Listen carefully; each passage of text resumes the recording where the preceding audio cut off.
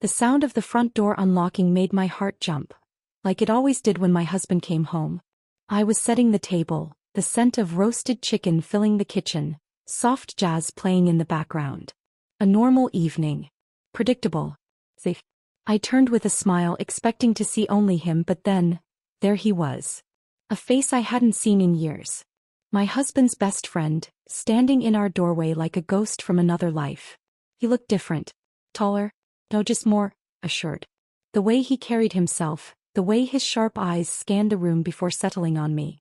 He smiled. A slow, confident smile that made my stomach tighten.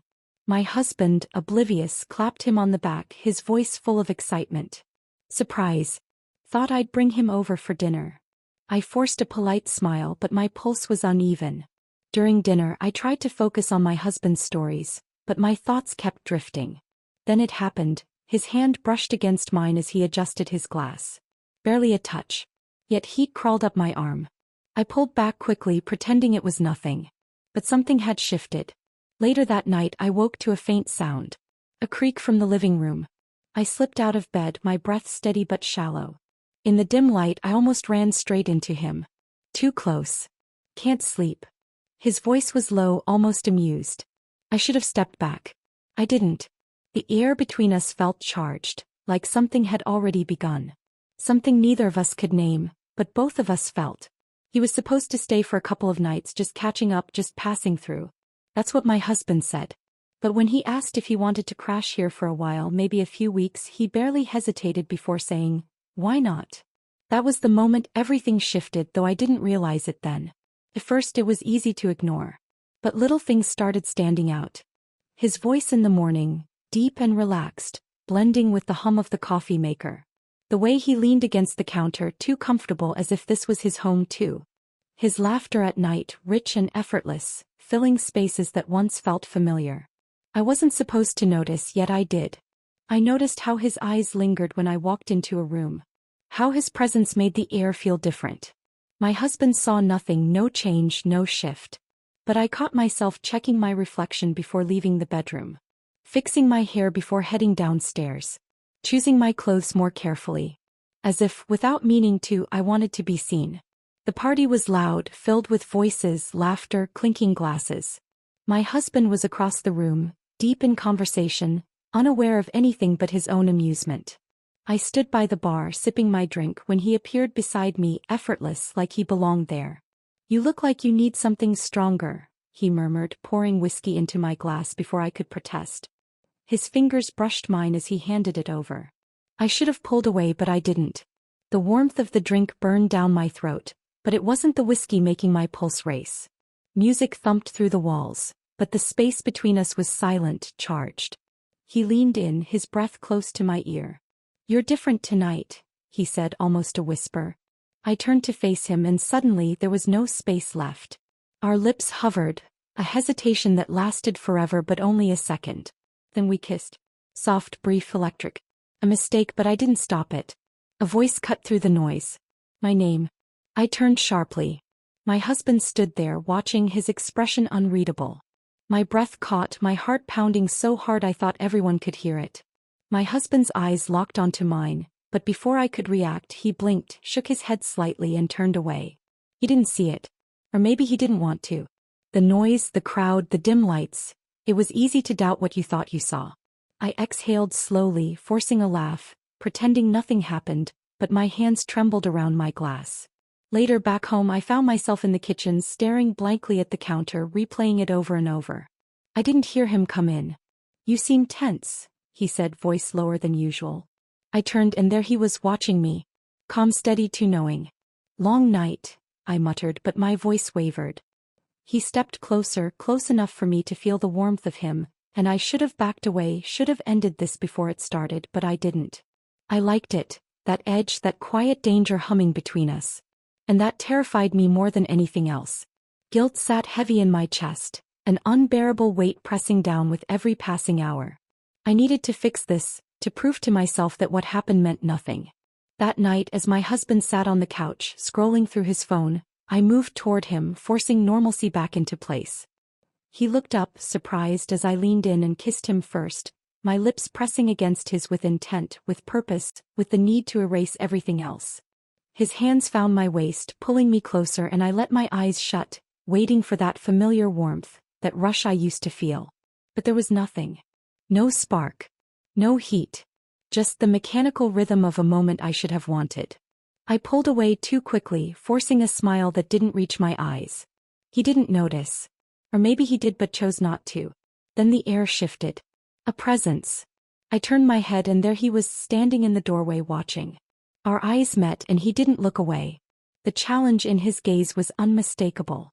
He knew. And worse, I knew too. It became a game neither of us admitted playing. A brush of fingers when passing in the hallway, the way his arm would press against mine when we stood too close in the kitchen. Words spoken just a little too softly, forcing me to lean in. My husband noticed nothing, but I felt every glance, every pause, every unspoken challenge hanging in the air between us. It was a line we hadn't crossed, but we danced dangerously close. I told myself I was in control, that I could stop this whenever I wanted. That it was harmless. But every time I saw him, my pulse quickened.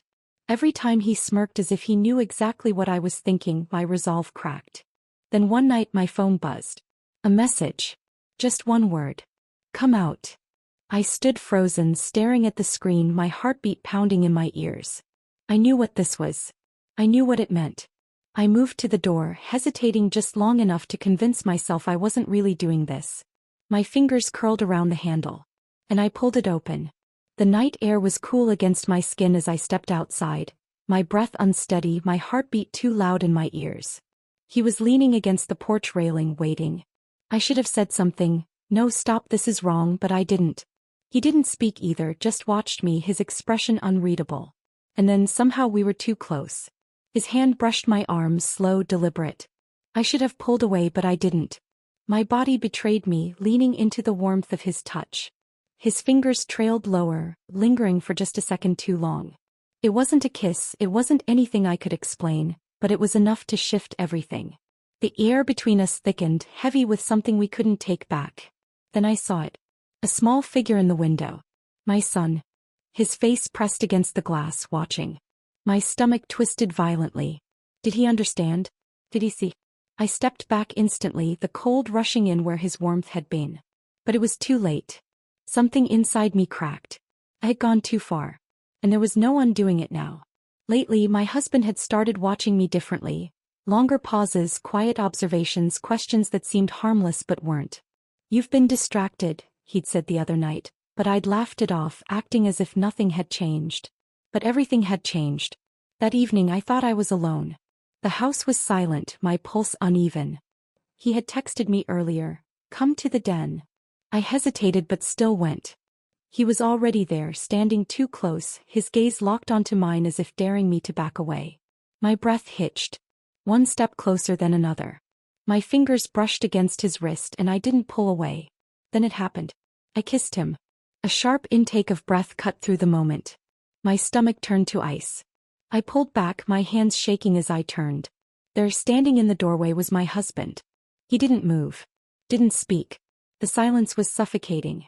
He knew. And just like that, the world I had carefully balanced crumbled in an instant. He didn't yell. He didn't ask why. He didn't say a single word. He just stood there, staring, his expression stripped of anything but quiet devastation. That was worse than screaming. Worse than rage. Because it meant he had already made his decision. He turned and walked away, his steps slow, measured, like a man forcing himself to move through something unbearable. A few minutes later I heard the front door open. Then close. He was gone. I sat on the edge of the bed, staring at nothing, my body frozen, my mind unraveling. I waited for anger to come, for regret, for something that made sense. But all I felt was emptiness. I didn't sleep. I couldn't. Every hour that passed felt heavier, pressing down until I couldn't breathe. By morning I knew. Nothing would ever go back to the way it was. By noon he was gone too. He didn't explain. Didn't make promises. He just left. As this was never about love. And now I had nothing. Just silence. And the weight of my own choices. Days passed. Then weeks. My husband never came back. No messages. No phone calls. No confrontation. Just silence, like he had erased me from his life completely. It would have been easier if he screamed, if he fought, if he gave me something to hold on to. But he didn't. He just disappeared. Our son kept asking where he was. When's Dad coming home? His small voice cut through me like a knife. I made excuses, dodged his questions, lied when I had to. But he wasn't stupid. He saw the way I barely ate, the way I sat in silence for too long. He felt the shift, the empty space where his father used to be. I tried to move forward. I went through the motions, woke up, made breakfast, smiled when needed. But everything felt hollow, like I was living in the shell of a life I had destroyed. One night I gave in. I sent a message. No reply. Then another. Nothing. I stared at my reflection, at the cracks I could no longer ignore. My life was shattered. And I was the one who broke it.